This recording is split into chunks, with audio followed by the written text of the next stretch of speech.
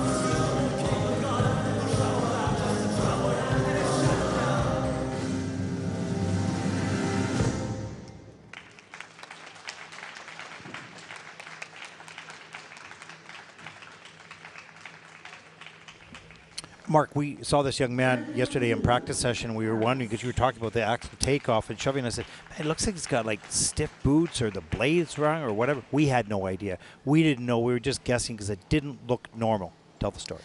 Well, I just had from Gianni Mottilla from France. He sent a message during the course of the event. So I was just checking my phone, and he explained what he's been going through.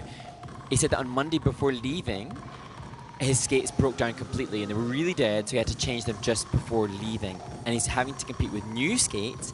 And in addition to that, his skates have a defect at the base, which means they've had to put a hotel card between the boot and the blade to try to compensate for that. So when you see him falling here in this triple loop and the mistake on the triple axle, it's because he is dealing, as we see this Lutz, and you can see his body weight is completely all over the place because of those factors. The blades are just going in a different direction. He's not controlling the blades are controlling him in this case. So it's like having a steering wheel that's just, you know, taking you somewhere you don't want to go.